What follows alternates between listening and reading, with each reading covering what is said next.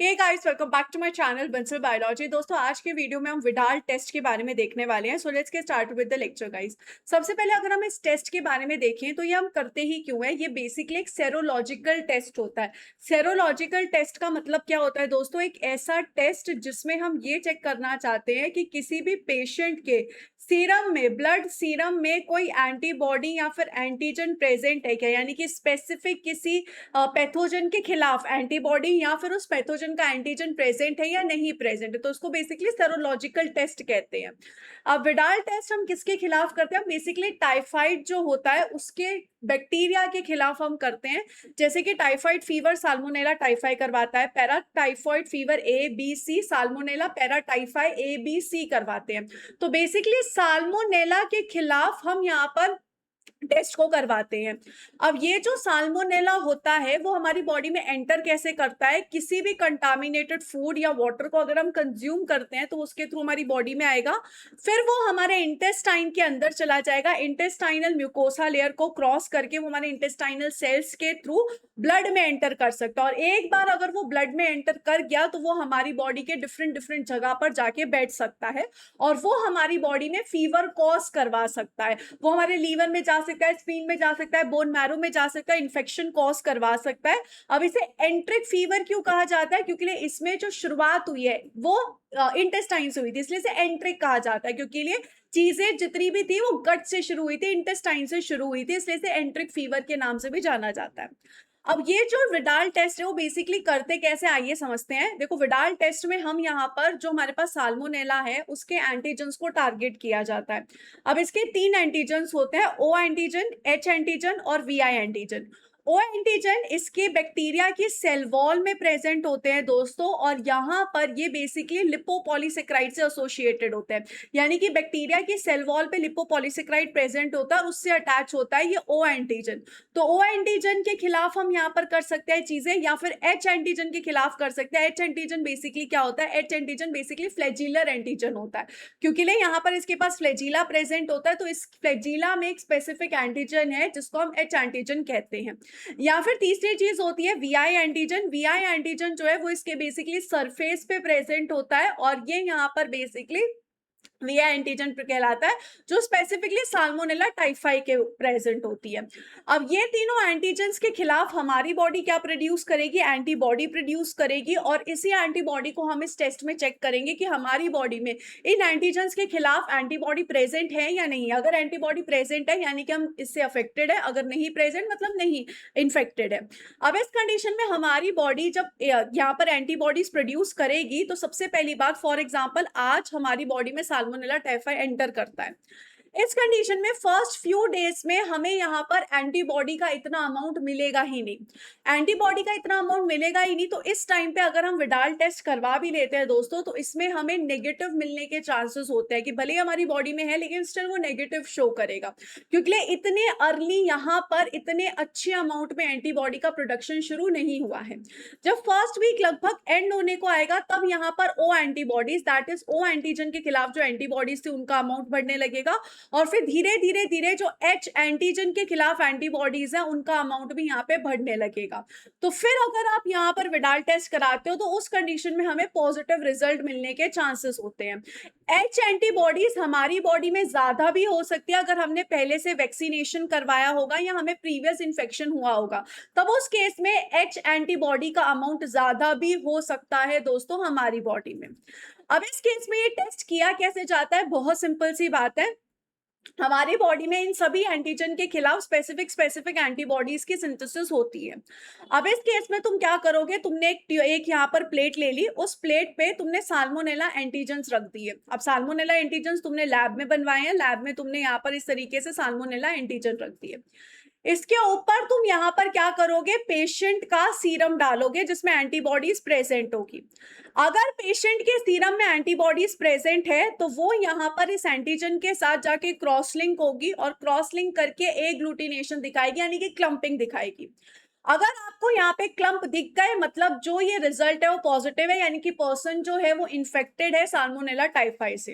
अगर ये visual agglutination नहीं दिखता है मतलब पर्सन जो है वो इन्फेक्टेड नहीं है इस डिजीज से। तो ये सबसे पहला तरीका होता है जिसके थ्रू आप विडाल टेस्ट कर सकते हो। एक और तरीका होता है जिसको हम ट्यूब विडाल टेस्ट कहते हैं। ट्यूब विडाल टेस्ट में आप बेसिकली क्या करते हो दोस्तों, आप बेसिकली यहाँ पर जो सीरम है उसको डाइल्यूट करते रहते हो। तो यहाँ पर हमने एक 1/20 का डाइल्यूशन किया है, यानी कि अगर हम यहाँ पर देखें हमने यहाँ पर जो है 1/20 का डाइल्यूशन हम कर चुके हैं। इसमें 1/40 का डाइल्यूशन, इसमें 1/80 का डाइल्यूशन, इसमें 1/60 का डाइल्यूशन, इसमें 1/320 का डाइल्यूशन, इसमें 1/640 का डाइल्यूशन। यानी कि हम ज्यादा डाइल्यूशन करते जा रहे हैं, करते जा रहे हैं, करते जा रहे हैं, करते जा रहे हैं, करते जा रहे हैं।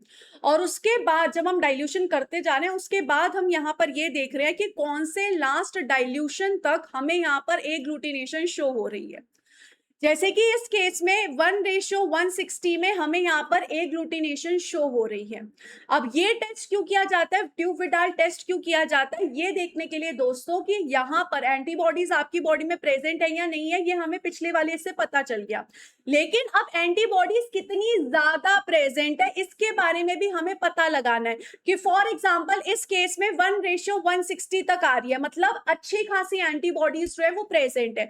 फॉर एग्जाम्पल मेरे पास कोई और पेशेंट होता, उसकी बॉडी में जो एंटीबॉडीज है वो मुझे सिर्फ यहीं तक दिख रही थी, इसके आगे जब मैंने डाइल्यूशन किया तब मुझे कोई एंटीबॉडीज नहीं दिख रही है। तो इसका मतलब क्या हो गया कि पेशेंट ए में जिसमें 1/20 में यहाँ पर सिर्फ और सिर्फ एग्लूटिनेशन दिख रही थी, यानी कि इसकी बॉडी में वीक एंटीबॉडी रिस्पॉन्स है। तो यहाँ पर जो पेशेंट ए है उसकी बॉडी में फॉर एग्जाम्पल 1:20 तक की मुझे यहाँ पर एंटीबॉडीज दिख रही थी, उसका टाइटर दिख रहा था। इसका मतलब इसकी बॉडी में weak amount of antibodies present है, कम एंटीबॉडीज प्रेजेंट है, इसलिए तो जब सीरम का अमाउंट ज्यादा था तब मुझे एग्लूटिनेशन दिखा। लेकिन वही पेशेंट बी में अगर हम यहाँ पर समझने की कोशिश करें तो जब मैंने 1:160 तक डाइल्यूशन कर दिया, मतलब इतना ज्यादा अमाउंट में डाइल्यूशन कर दिया, स्टिल मुझे एंटीबॉडीज दिख रही है, यानी कि इस केस में मुझे स्ट्रॉन्ग एंटीबॉडीज रिस्पॉन्स दिख रहा है। यहाँ पर एंटीबॉडी जो है वो ज्यादा अमाउंट में प्रेजेंट होंगी, इसलिए इतना डाइल्यूशन करने के बाद भी मुझे यहाँ पर रिजल्ट दिख रहा है। कभी कभी क्या हो जाता है 1:20 जैसे कि है तो इसमें कम एंटीबॉडीज प्रेजेंट है, तो हो सकता है कि कोई पर्सन हेल्दी हो लेकिन पास्ट इन्फेक्शन की वजह से उसकी बॉडी में एंटीबॉडी शो हो रही हो, या फिर हो सकता है एक ऐसी जगह जहां पर टाइफाइड बहुत कॉमन होता है, तो इस केस में पर्सन की बॉडी में एंटीबॉडीज आपको नॉर्मली मिल रही है। तो ये यहाँ पर ये चीज भी बता सकता है। तो इससे आपको ये भी पता चल सकता है कि भाई बॉडी जो है वो आपकी स्ट्रॉन्ग एंटीबॉडी रिस्पॉन्स करा रही है, वीक एंटीबॉडी रिस्पॉन्स करा रही है। इसके लिए बेसिकली हम सीरियल डाइल्यूशन को करते हैं ताकि हमें एस्टिमेट कर सके एंटीबॉडी टाइटर को और जज कर सके सिग्निफिकेंस ऑफ एंटीबॉडी रिस्पॉन्स को कि एंटीबॉडी स्ट्रॉन्ग है या फिर एंटीबॉडी रिस्पॉन्स वीक है। तो इस तरीके से पहला जो था स्लाइड विडाल टेस्ट था जिसमें हम सिर्फ ये चेक करते हैं एग्लूटिनेशन है या नहीं है, ये चीज हम चेक करते हैं। अगर एग्लूटिनेशन हो गया मतलब एंटीबॉडी है, नहीं हुआ तो नहीं हुआ। ट्यूब विडाल टेस्ट में हम ये चेक करना चाहते हैं कि एंटीबॉडी टाइटर कितना है, कि कौन सी ऐसी लास्ट डाइल्यूशन थी जहां पर मुझे एग्लूटिनेशन दिख रही थी। तो ये दोनों तरीके से हम विडाल टेस्ट कर सकते हैं। अब इस कंडीशन में अगर हम ए एंटीबॉडी का टाइटर देखें तो ओ एंटीबॉडी का अगर हम टाइटर देखें तो ओ एंटीबॉडी जो होती है वो मोस्टली आईजीएम होती है, और ये जो एंटीबॉडीज होती है वो अर्ली इन्फेक्शन में, मतलब इन्फेक्शन जब हो रहा है तो उसके स्टार्टिंग में हमें दिख सकती है। वहीं जो एच एंटीबॉडीज होती है वो मोस्टली आईजीजी होती है, और ये हमारी बॉडी में ज्यादा लंबे समय तक परसिस्ट करती है। इसलिए अगर आपकी बॉडी में पहले इन्फेक्शन हुआ था तो उस कंडीशन में आईजीजी का अमाउंट और ज्यादा होगा, आईजीजी जो है वो ज्यादा अमाउंट में मिलेगी। तो इस तरीके से दोस्तों विडाल टेस्ट किया जाता है जो कि साल्मोनेला टाइफाई और पैराटाइफाइड के केस में किया जाता है। डिफरेंट डिफरेंट एंटीजेंस और एंटीबॉडीज यूज किए जाते हैं और इस तरीके से यहाँ पर इस टेस्ट को किया जाता है। अगर ओ एंटीजन और उसके खिलाफ एंटीबॉडी होगी तो आपको इस तरीके का एग्लूटिनेशन देखेगा। अगर एच एंटीजन और एच एंटीबॉडी होगी तो आपको इस तरीके का एग्लूटिनेशन होगा, और अगर कोई एग्लूटिनेशन नहीं होगा तो सब कुछ यहाँ पर बिखरा बिखरा दिखेगा, कोई भी आपको क्लम्पिंग नहीं दिखेगी। इसी से रिलेटेड सीएसआईआर ने क्वेश्चन पूछा था 2021 के पेपर में कि Widal test of widely used serological test for enteric fever is a type of, किस तरीके का होता है ये, क्या ये कोई प्रेसिपिटेशन रिएक्शन है, क्या कोई एक एग्लूटिनेशन रिएक्शन है, क्या कोई एक कॉम्प्लीमेंट फिक्सेशन टेस्ट है, या फिर इम्यूनोफ्लोरोसेंस डिटेक्शन है। तो अब हमें ये पता चल गया दोस्तों ये एक एग्लूटिनेशन रिएक्शन होता है। बी ऑप्शन यहाँ पर बिल्कुल सही है, B option is absolutely correct. उम्मीद है दोस्तों आपको विडाल टेस्ट बहुत अच्छे से समझ में आ गया होगा। इसके अलावा भी अगर आपको कुछ मेरे से समझना है तो ज़रूर बताइएगा कमेंट सेक्शन में। और उसी के साथ-साथ अगर आपको बंसल बायोलॉजी के साथ दिसंबर 2027 दिसंबर 2026 और जून 2027 के लिए अगर आपको मेरे साथ जुड़ना है तो आप जुड़ सकते हो। और अगर आप बहुत सारे पीएचडी एंट्रेंस की तैयारी कर रहे हो तो आप उसके लिए भी बंसल बायोलॉजी के साथ जुड़ सकते हो। इसके साथ-साथ गेट की, आईआईटी जैम की, गैट-बी की, सीयूईटी की, टीआईएफआर की, आईसीएमआर की, बीएआरसी, एम्स किसी की भी तैयारी कर रहे हो, हर किसी के लिए आप बंसल बायोलॉजी के साथ जुड़ सकते हो। I wish you all the very best guys, take care of yourself, thank you so much, bye bye.